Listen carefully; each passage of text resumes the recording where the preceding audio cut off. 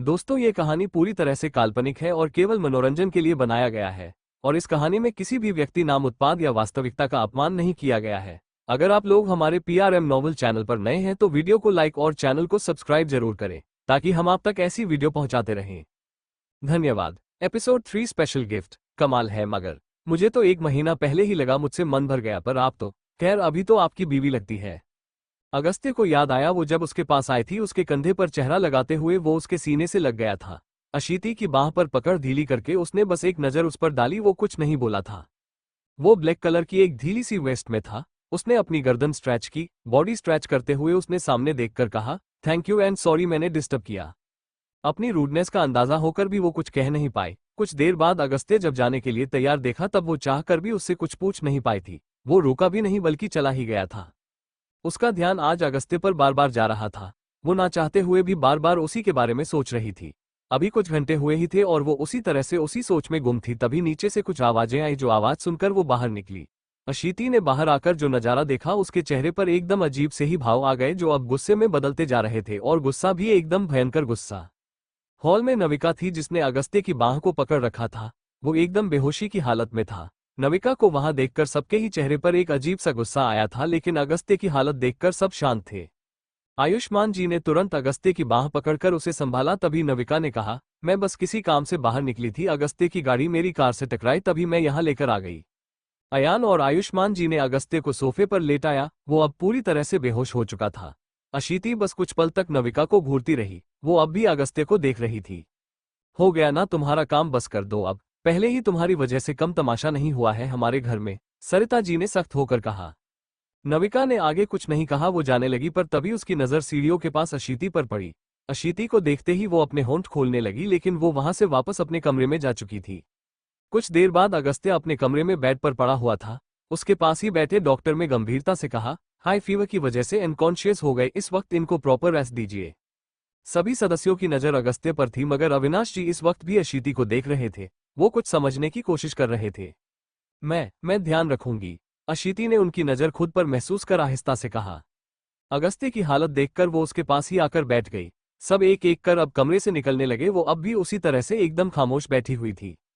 मुझे लगा गलत किया, रोकना चाहिए था मुझे आपको, पर आप थोड़ी रुकते, आपको तो मिलना था। उसने सोए हुए अगस्त्य की तरफ देखकर अपने आप में ही कहा। नविका का आना, वो जिस तरह से उसे लेकर आई थी, वो दृश्य आंखों के सामने आया। आई एम श्योर बहुत स्पेशल है वो तन से मुस्कुरा दी। अगस्त्य सो रहा था। अशीति ने उसके सोते हुए उसे ठंडे पानी की पट्टियां दी, जिससे अब बुखार उतर चुका था। सुबह से शाम हो गई थी। अगस्त्य की आंख खुली, खुद को कमरे में पाते ही आखिरी बात याद आई। कार ड्राइव करते करते उसे सब धुंधला धुंधला नजर आने लगा था। उसने गहरी सांस भरी, याद करने की कोशिश करने लगा वो घर कैसे आया था। तभी कानों में आवाज पड़ी, जिससे मिलने गए थे वहीं लेकर आई और काफी अच्छी कहानी भी सुनाई। अशीति की आवाज सुनकर उसने उस तरफ देखा। वो तैयार हो रही थी और ना चाहते हुए भी उसकी नजर उस पर आ रुकी। रेड कलर की सिंपल साड़ी मैचिंग ब्लाउज के साथ, हाथों में चूड़ियां पहने वो अब भी काफी प्यारी लग गई थी। माथे पर बिंदी लगाकर अशीति ने सिंदूर की डिब्बी उठाई। मैं किसी से मिलने नहीं गया था, अगस्त्य ने उसकी तरफ देखते हुए कहा, तो वो सिंदूर लगाती हुई हंस दी। मुझे ना सुनने की जरूरत है ना देखने की। अगस्त्य ने अब कुछ नहीं कहा। एक नजर फिर उसको देखकर वो वापस बेड पर लेट गया। आंखों में अब भी जलन सी महसूस हुई तो आंखें बंद कर ली। चूड़ियों की आवाज उसकी मौजूदगी का एहसास करवा रही थी। अशीति अब कमरे से बाहर निकल गई। शाम की पूजा शुरू हो गई थी। आसपास की औरतों के साथ सरिता जी ने सारी तैयारी कर ली थी। सारी औरतों आपस में पूजा शुरू कर रही थी। अरे अरे, बड़ी बहू भी है, एक औरत ने अशीति को आते हुए देखकर कहा, तो वो सबके बीच आकर बैठ गई। पूजा की शुरुआत के साथ ही अपने ऊपर आती नजरें महसूस कर अशीति कुछ अनकंफर्टेबल फील करने लगी थी। पूजा खत्म होने के बाद अब सबको चांद निकलने का इंतजार था। मायरा बार बार अयान को कॉल कर रही थी और अब जैसे ही वो आया उसे देखते ही उसने चिढ़कर कहा, अब ना बहुत हो रहा है तुम्हारा। यार कुछ अर्जेंट था मायरा, अयान ने उसके पीछे आते हुए कहा। मायरा ने जैसे ही उसे घूरा वो मुंह बना गया और वो भी अपने कमरे की तरफ बढ़ गई। सरिता जी हल्का सा हंस दी। मॉम, इधर आपकी डॉन बहू ने मेरा जीना मुश्किल कर दिया है और आपको हंसी आ रही है। अयान ने अपनी मां को हंसता हुआ देखकर कुछ चिढ़कर कहा। वो मायरा के पीछे चला गया था। उन दोनों को एक साथ इस तरह से खुश देखकर अशीति के लिबों पर एक प्यारी सी मुस्कान आ गई। सरिता जी की नजर अब उस पर पड़ी। उन्होंने आहिस्ता से कहा, बहुत चाहता है तुझे, शायद उसे नहीं आता होगा यकीन दिला पाना, पर वो ऐसा ही है, जानती है तू। जान लिया है अब, और वो भी बहुत अच्छे से, अशीति ने फीकी सी मुस्कुराहट के साथ कहा। नीचे आते अगस्त्य को देखकर वो तंज से मुस्कुरा दी। इनको समझ पाना इतना आसान नहीं है, सही कहती थी आप। वो कुछ नहीं बोला था। किचन से जाकर एक पानी की बोतल लिए वो वापस अपने कमरे की तरफ बढ़ गया। अजीब सी खामोशी नजर आ रही थी उसके और अशीति के इस रिश्ते में जो किसी को समझ नहीं आ रही थी। चांद निकलने के बाद अब सब अपना व्रत खोलने के लिए इकट्ठा थे। मायरा और सरिता जी दोनों ने अशीति की तरफ देखा। जी आए, उसने आहिस्ता से कहा। अगस्त्य एकदम शांत नजरों से उसे देख रहा था। उसने जैसे ही उसके माथे पर तिलक करना चाहा, अगस्त्य ने हाथ आगे कर दिया। अशीति ने उसकी तरफ देखा। वो दबी आवाज में बोली, मेरे लिए ये सब कुछ वैसे भी दिखावा है, मुझे कोई फर्क नहीं पड़ता है, डोंट वरी। हम बहुत अच्छा दिखावा करना आता है, अगस्त्य ने हल्के से तंजिया अंदाज में कहा। अशीति ने चांद देखकर अब उसकी तरफ देखा। नजरें उस पर रुक गई थी। एकदम अलग सा लग रहा था ये इंसान, एक अजीब सा ही भाव नजर आ रहा था। हो गया, अगस्त्य ने कहा तो उसने तुरंत वो छलनी नीचे की। सरिता जी को देखकर मायरा अयान के पैरों के पास झुकी। वो एकदम सदमे में पड़ा, अपने दिल पर हाथ रखता हुआ बोला, हे भगवान, मेरा आखिरी दिन है क्या? उसकी नौटंकी देखकर मायरा ने उसके पांव पर चिकोटी काटी। आह! अयान एकदम ही चीखा। सबने उनकी तरफ देखा तो मायरा मुस्कुरा दी। अयान अपना पांव सहलाते हुए उसे देखने लगा। अशीति ने जैसे ही झुकना चाहा, अगस्त्य ने कदम पीछे कर लिए। वो भी ठहर गई। उसने अब सीधे होते हुए दबी आवाज में ही कहा, वैसे भी रिस्पेक्ट रही नहीं है आपके लिए, ना कभी होगी, और मुझे जरूरत नहीं है, अगस्त्य ने सपाट से अंदाज में कहा। उसने अब पानी पिलाते हुए कहा, मेरी बीवी हो कभी तुम, पहला और आखिरी करवा चौथ है तो एक स्पेशल गिफ्ट है तुम्हारे लिए। अशीति ने उसकी ओर देखा। ना चाहते हुए भी वो उसकी तरफ बहुत ही गौर से देखने लगी थी। पूजा की थाल में रखे मिठाई से उसका व्रत तुड़वाकर उसने अब एक गहरी सांस ली। अपनी ट्राउजर की जेब से वो कुछ निकालने लगा। अगस्त्य ने अब अशीति की तरफ एक लिफाफा बढ़ा दिया, जिस पर नजर पड़ते ही मायरा बोली, देखो जीजू तो गिफ्ट भी ले आए। उसकी आवाज सुनकर बाकी सबका ध्यान भी उन दोनों की तरफ चला गया था। अशीति ना समझी से अपने हाथ में पकड़ा वो एनवलप देख रही थी। क्या है इसमें? मायरा ने पूछा तो अगस्त्य ने एक हल्की सी मुस्कान के साथ जवाब दिया, जो मेरी बीवी मुझसे चाहती थी। अशीति के माथे पर एक शिकन सी आ गई। उसने एनवलप खोलकर देखा, आंखें एकदम स्थिर हो गई थी।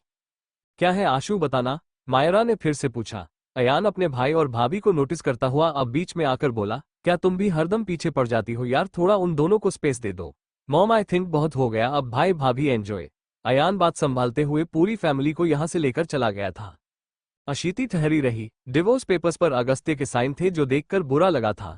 उसने अब मुस्कुराते हुए कहा, हम फिर से प्रेमिका मिल गई, पत्नी का क्या, और फिर आपके पास तो खैर, thank you so much, thank you. अशीति के चेहरे पर आए खुशी देखकर अगस्त्य तन से मुस्कुरा दिया। क्या लगता है इतना आसान होगा ये? अशीति उसकी बात का मतलब नहीं समझ पाई। उसने ना समझी से उसकी तरफ देखते हुए कहा, अब आप कोई बेमतलब की शर्त नहीं ला सकते। आपने कहा था 1 महीने बाद डिवोर्स दे देंगे, और अब तो आपने मुझे डिवोर्स पेपर्स भी दे दिया। अब कोई वजह नहीं बची है यहाँ रहने की। मत रहो, मैंने कब क्या, तुम यहाँ रहो। वो एकदम बेअसर सा बोला, और ये सुनकर अशीति को फिर से बुरा लगा, पर उसने खुद को नॉर्मल कर लिया। हम थैंक यू पहले और आखिरी करवा चौथ के इस यादगार तोहफे के लिए, अशीति ने कहा, और वो वहां से चली गई। कमरे में अपना पैक बैग देखती अशीति की आंखों में इस वक्त कुछ भी नहीं था। वो एक गहरी सांस भरकर बोली, अब इस घर में मेरा कुछ भी नहीं बचा है, ना वापस आने की कोई गुंजाइश, ना कोई रिश्ता। हम जो तुमने चाहा मैंने दे दिया, अब मुझे जो चाहिए वो दे दो।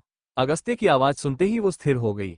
उसने नासमझी से उसकी तरफ देखा। वो अंदर आ गया। उसको अपनी तरफ आते देखकर अशीति बोली, आप जैसे इंसान को कुछ दे सकूं, इतनी मेरी औकात कहाँ, जो दे सकती थी वो तो कम पड़ गया आपके लिए। अगस्त्य ने गहरी सी नजर उस पर डाली। तुम्हारा कुछ नहीं चाहिए, मेरा चाहिए जो तुम्हारे पास है। उसके इतना कहते ही एक पल के लिए अशीति के चेहरे का रंग उड़ गया। वो अपने आप को सामान्य करती हुई बोली, मेरे पास कुछ नहीं है। सब कुछ छोड़कर जा रही हो ना तुम, सब कुछ? अगस्त्य ने गहराई से उसकी आंखों में झांकते हुए कहा, और वो अब उसकी तरफ अपने कदम बढ़ाने लगा। अशीति ने अपनी जबान पर जीभ फेरते हुए कहा, आप इस तरह से परेशान नहीं कर सकते हैं, बात हुई थी हमारी। अगस्त्य ने एकदम दांत पीस लिए। वो पीछे आते आते टेबल से टकराई थी, और जैसे ही संभलते हुए उसने आहिस्ता से अपने पेट पर हाथ रखा, अगस्त्य शांत पड़ गया। अगले ही पल उसने दांत पीसकर कहा, 8 महीने बाद मेरा बच्चा मुझे दो, उसके बाद कहीं भी जाओ, आई डोंट केयर। अशीति के जैसे ही ये सुना, उसके चेहरे का रंग उड़ गया था। मैं प्रेग्नेंट नहीं हूं, दिमाग खराब हो गया है आपका, उसने हिम्मत जुटाकर कहा, पर अगस्त्य का चेहरा अब भी उसी तरह से सख्ती से उसे देख रहा था। उसने अब दांत पीसकर कहा, अच्छा, और अगर होती भी हूं तो आपका प्रॉब्लम नहीं है, आपका बच्चा नहीं है, उसने एकदम नफरत से कहा, जो सुनते ही अगस्त्य का चेहरा लाल हो गया था। उसने अगले ही पल नफरत से जो कहा, अशीति की आंखों में आंसू भर आए। क्या सच में अशीति है प्रेग्नेंट? क्या होगा आगे अगस्त्य और अशीति के बीच? क्या होगा आगे? क्या जुदा हो जाएंगी अगस्त्य और अशीति की राहें? क्या होगा आगे, ये जानने के लिए बने रहिए हमारे YouTube चैनल के साथ।